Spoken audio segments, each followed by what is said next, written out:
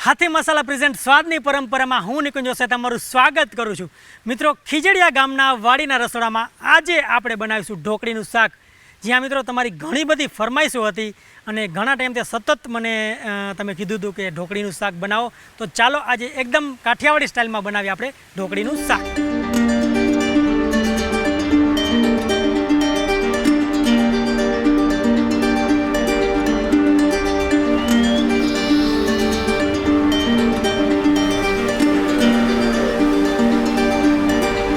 સૌપ્રથમ લઈ લઈએ ચણાનો લોટ અને હવે આમાં આપણે નાખીશું મીઠું, સ્વાદ પ્રમાણે મીઠું નાખી દઈએ અને થોડી હળદર, જે આપણી ઢોકળીને એકદમ મસ્ત પીળો કલર આપશે। પહેલે હંમેશા તમે જ્યારે પાણી નાખો ત્યારે ખાસ વસ્તુ એક ધ્યાન એ રાખવાની હોય કે કોઈ પણ જાતની તમે લોટની વસ્તુ બનાવતો હોય જેમાં તમારે ગાંઠું ન રાખવી હોય તો એનો સારામાં સારો ને સહેલો રસ્તો હોય છે કે તમે પહેલાં છે એ સાવ થોડુંક જ પાણી નાખો, બહુ જાજુ પાણી ન નાખો। જો તમે જાજુ પાણી નાખો ને તો એમાં ગાંઠું રહેવાની શક્યતા ખૂબ જ વધી જાય છે, પણ તમે થોડું પાણી નાખો એનાથી એ થાય કે જે ગાંઠું હોય છે એને ભાંગવાનો મોકો મળે છે। નહીંતર શું થાય કે આ જે લોટ હોય છે એ પાણીમાં તરવા માંડે અને જેના કારણે ગાંઠું છે એ ભાંગવી ખૂબ જ અઘરી પડે છે। તો આવી રીતે સારી રીતે આપણે હલાવ્યા રાખીએ। જુઓ તમે એકસાથે લોટ આવવા માંડ્યો છે। આવી રીતે જેમ આપણે મિક્સ કરતા જશું એમ ગાંઠું છે એની ભાંગતી જશે અને એક જ બાજુ આપણે હલાવ્યા રાખીએ જેથી કરીને તમામ ગાંઠું છે એ લાગમાં આવતી જાય અને આપણે જ્યારે આને ગેસ ઉપર મૂકીશું ત્યારે પણ એમ જ કરીશું।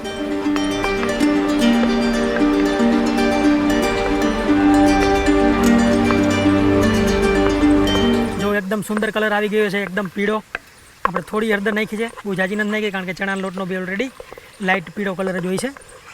તો જો મિત્રો, આ છે એક સાચી ટેકનિકનો કમાલ। જ્યારે તમે સાચી ટેકનિક વાપરો છો તમને ત્યારે ખૂબ જ જોરદાર રિઝલ્ટ મળે છે। જો તમને આમાં ખૂબ જ ઓછી મહેનતમાં મારે એક બી ગાંઠું નથી રહી, તમામ ગાંઠું ભાંગી ગઈ છે। અને હવે હંમેશા પાણી નાખવાનું જ્યારે ગાંઠું ભાંગી જાય ત્યારે। જોઈએ એ પ્રમાણે આપણે પાણી નાખીને થોડો ઢીલો લોટ બનાવી લઈએ જેથી કરીને આપણો લોટ છે એ પાકી જાય અને ત્યાં પાણી બી ભરી જાય અને આપણી ઢોકળી છે એ સારી રીતે પકડાઈ બી જાય। તો જુઓ આપણે આને કેટલું રાખવાનું છે, આટલું ઢીલું રાખવાનું છે। આમ ઘાટા ટીપા પડે એવું લાગે આમ બળજબરીથી, એટલું આમ જલ્દી ટીપા પડી જાય એટલું નહીં, એટલે આપણે પાકવામાં બી સારું રહેશે અને લોટ બી કાચો નહીં રહે। તો ચાલો હવે આપણે ગેસ સળગાવી અને આને પકવાનું ચાલુ કરીએ। તો ચાલો આને જેવું ગેસમાંથી આપણે મૂકીએ એવું સતત જ હલાવવાનું ચાલુ જ રાખવાનું છે જેથી કરીને આમાં ગાંઠું ન પડી જાય। જો આને હલાવવામાં તમે કચાશ રાખશો તો એકદમ આના લોંદા વળી જશે અને તમારી ઢોકળી છે એ સારી નહીં બને। તો આને ફટાફટ હલાવ્યા જ રાખવાનું છે ફૂલ ગેસે।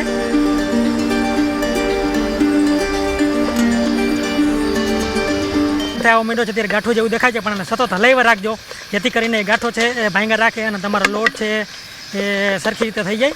જો આ રીતે સતત હલાવ્યા જ રાખવાનું છે।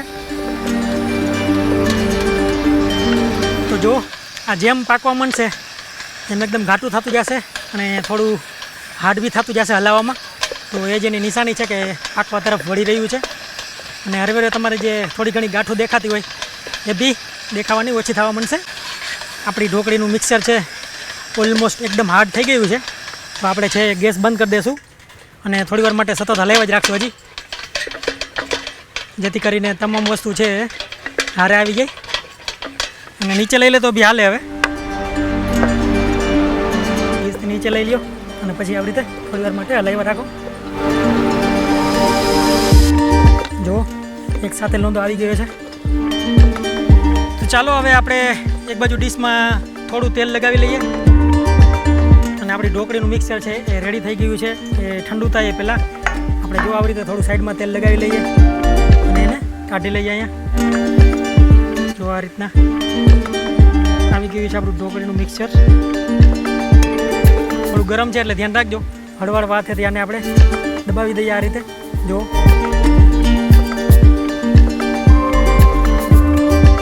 બહુ જાડી બી નહીં અને પાતળી બી નહીં, જે આપણે કાજુ કતરી હોય એ લેવલનું તમે કહી શકો એટલું આપણે આની હાઈટ રાખીશું। જો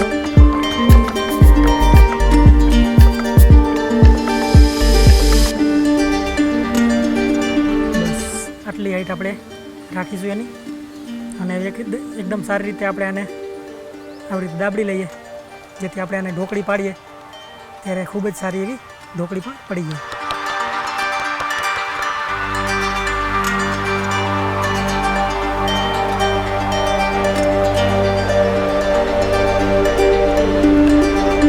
તો આપણી ઢોકળી રેડી છે. જો હવે આપણે આને હમણાં રહેવા દેશું, અને ઠંડી બી થઈ ગઈ છે ઓલમોસ્ટ, હવે કંઈ વાંધો નથી.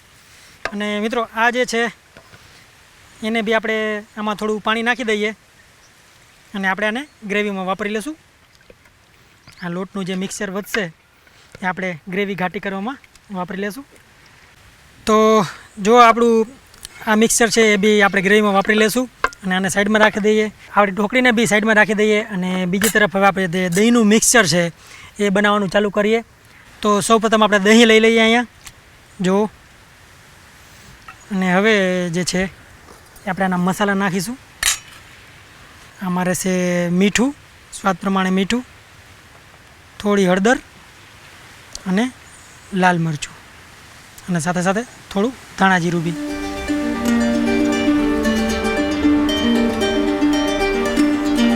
તો જો આપણે 4 મસાલા નાખ્યા, ધાણા જીરું, હળદર, મીઠું અને લાલ મરચું, અને હવે આને સારી રીતે આપણે મિક્સ કરી લઈએ આ રીતના.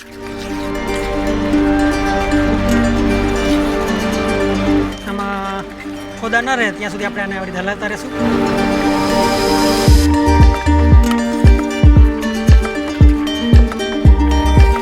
અને તમે જ્યારે હંમેશા આ બનાવો ત્યારે એક ધ્યાન રાખવું કે દહીં છે એ ફ્રીજમાંથી કાઢીને ડાયરેક્ટ ન વાપરવું, અને નોર્મલ દહીં તમારી પાસે જે હોય ઠંડુ ન હોવું જોઈએ એ વાપરવું, જેથી કરીને આમાં એના ફોદા છે એ પડવાનો ચાન્સ બી ઓછો રહેશે. આવી રીતે આપણે એને એકદમ સ્મૂથ થઈ જાય ત્યાં સુધી આપણે મિક્સ કર્યા રાખીએ. આ રીતે તમે 1-2 મિનિટ દહીંને હલાવશો એટલે તમારું દહીં છે ઓલમોસ્ટ સ્મૂથ થઈ જશે, અને ફોદા બી બહુ નહીં રહે. અને હવે આપણે મિત્રો આમાં ખટાશ માટે ઓછી કરવા માટે આપણે થોડીક ખાંડ નાખીશું. જો તમારું દહીં બહુ ખાટું ન હોય તો તમે ખાંડ ન નાખો તો બી ચાલે, અને ખટાશવાળું પસંદ હોય તો સાવ ન નાખો તો બી ચાલે.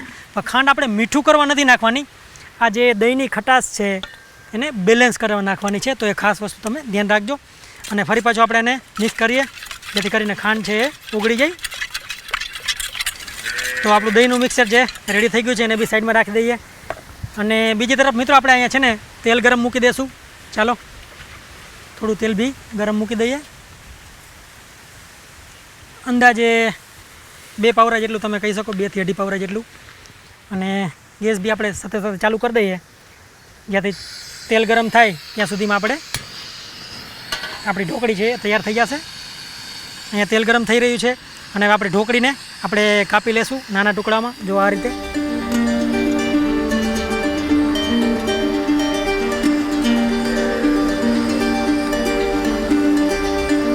આપણે એકદમ કાપી લેશું એને. આંગળથી થોડીક મોટી પટ્ટી છે એટલી આપણે કરીએ છીએ. તો આ રીતે આપણે આવડી સાઈઝની ઢોકળી કરીશું. જો મિત્રો આપણું તેલ ગરમ થઈ ગયું છે. જેવું આપણું તેલ ગરમ થાય એવું આપણે એમાં નાખીશું અડધી ચમચી જેટલી રાઈ નાખીશું, અને અડધી ચમચી જેટલું જીરું નાખીશું.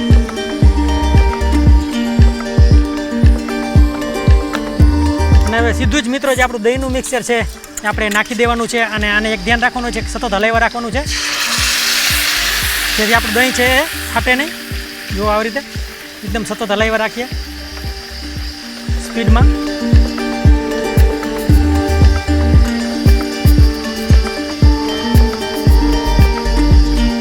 ઢોકળીના શાક માટે આ ખાસ મહત્વનું છે કે તમે જ્યારે દહીં નાખો તેલમાં ત્યારે એને સતત ફૂલ સ્પીડમાં હલાવ્યા રાખવું, જેથી કરીને એના ફોદા ન વળી જાય, સીધા કોકડા ન વળી જાય.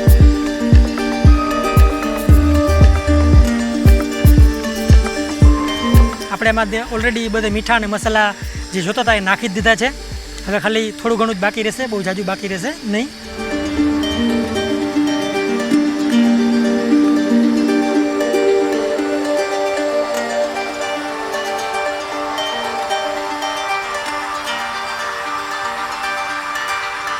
આ રીતે આપણે એને સતત હલાવ્યા રાખશું, જેથી કરીને દહીં છે એકસરખી રીતે પાકી જાય અને એમાં ફોદા બી ન પડે.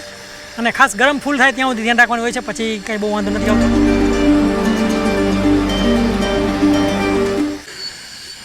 તો આપણું દહીં છે એને આપણે સતત હલાવ્યા જ રાખવાનું છે. અને બીજી તરફ મિત્રો અહીંયા થોડી મેં મરચાંની કટકી કરી છે, એ બી હવે આપણે નાખી દઈશું.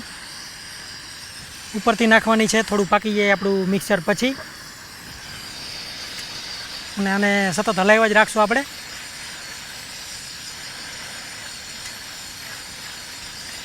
આ રીતે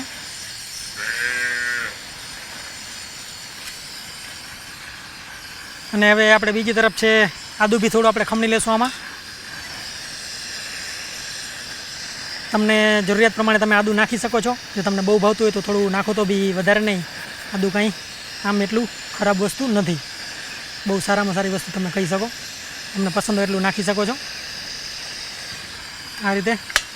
અને સતત મિક્સ કરી રાખીએ. જો આપણી ગ્રેવી ખૂબ સારી એવી પાકી રહી છે.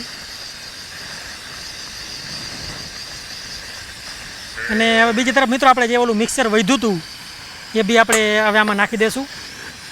જુઓ તમે, આ જે લોટનું મિક્સર હતું એને બી આપણે નાખી દઈએ, જેથી એક સારી એવી ગ્રેવી બની જાય.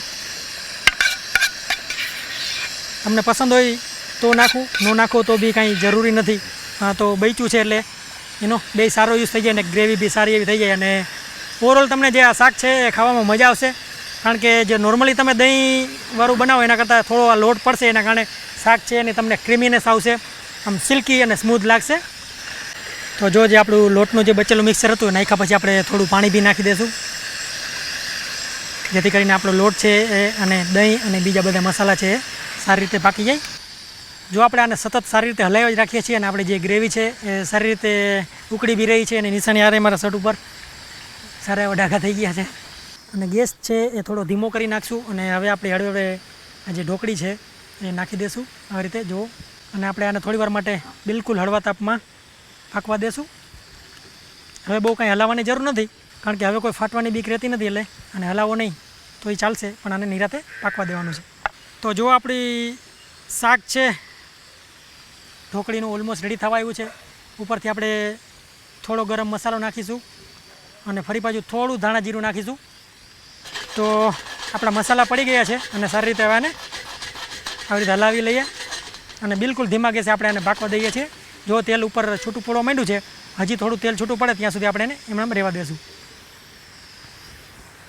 તો આવી રીતે બિલકુલ આને હળવે હળવે હલાવી રાખો. જો ઉપર તેલ છૂટું પડવા માંડ્યું છે, જ્યાં સુધી સારું એવું તેલ ઉપર ના આવી જાય ત્યાં સુધી આપણે એને બિલકુલ ધીરે ધીરે, આમાં હકીકતે તેલ નહીં પણ ઘીનું પણ સારું એવું પ્રમાણ રહે છે. કારણ કે આપણે જે દહીં હોય છે એ જો મલાઈવાળું દહીં હોય તો એમાં ખૂબ સારું એવું ઘી પણ બહાર નીકળે છે. એટલા માટે તમને કદાચ તેલ વધારે દેખાશે, પણ આ તેલ નથી, ઘી બી સાથે છે. આમાં આપણે તાજા ધાણા બી થોડા સુધારી લઈએ, બિલકુલ બારીક.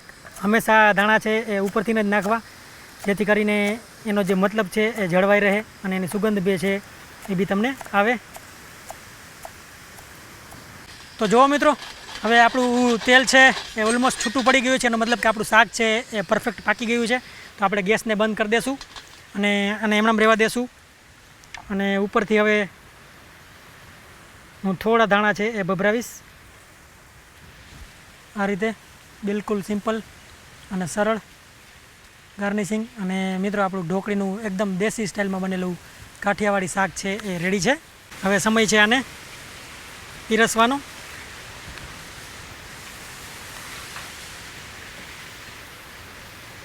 આ રીતે આપણે બિલકુલ સિમ્પલી પ્લેટમાં રાખી દઈશું. આપણે થોડા ધાણા છે ભભરાવીશું આ રીતે જો. તો ચાલો મિત્રો, હું આશા કરું છું કે આ રેસીપી તમને પસંદ આવી હશે. ફરી મળીશું સ્વાદની પરંપરામાં એક આવી જ રેસીપી સાથે અને જાળવી રાખશું આપણી પરંપરાને. ત્યાં સુધી આવજો. Thank you so much. Bye bye. Take care. Thank you for watching.